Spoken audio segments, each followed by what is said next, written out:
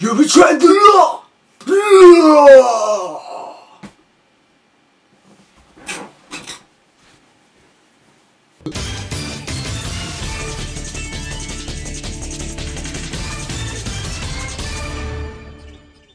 Dredd! Okay, so Dredd is set in the future where basically the Earth has gone to shit and criminals and thugs are pretty much overthrowing everything that's left of the world, and there's these people that are called judges, and they're basically a police force, but they can execute people. They could be the jury.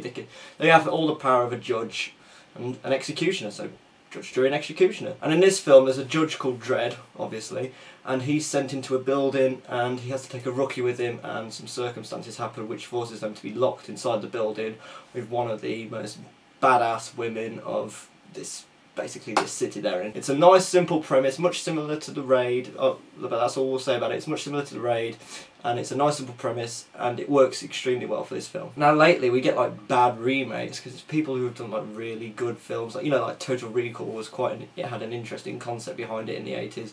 Then the remake, the concept was kind of lost in it and stuff.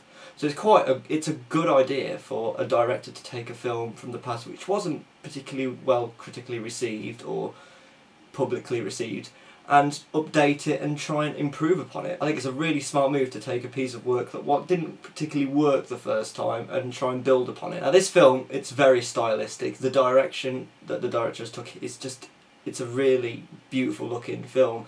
It's set in like this futuristic setting as well, and there's like a lot of use of red, there's like a neon red that covers the screen. There's a lot of slow motion shots that are used to an effective advantage as well. And I'm not a big fan of 3D, but this film had some good uses of 3D as well. Like early on, somebody gets thrown off a balcony and you see it from their point of view, and you kind of get the depth of how far they're falling. You kind of get a bit of ooh. But yeah, it's shot with a lovely futuristic style, and the colour, the lighting, it all gives this like gritty but still like quite a realistic future that we could probably see coming. And the soundtrack as well, the soundtrack is amazing. I mean, every 5 minutes you just hear so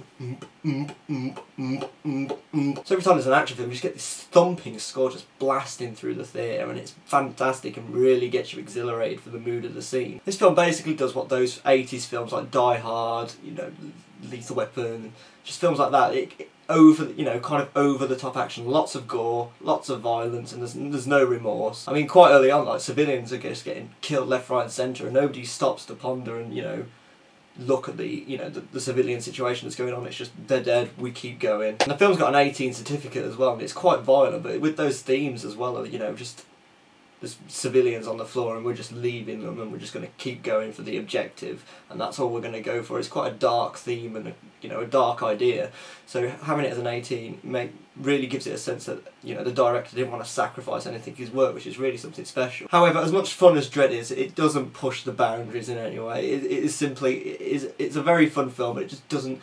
It's nothing you've not seen before. It's just at the height of its genre, so to speak. And it has some pacing issues as well. Like occasionally it'll come to some lulls and slow down a bit, but then immediately it'll just pick up like that, and you'll hear that score like slowly beating in the background. You know there's some action coming. So I'm going to give Dredd 3.5 out of 5. It's by no means a spectacular piece of cinema. It's just a simply fun time. And for what the original was, this has taken it from the ground up and built something really quite unique with it.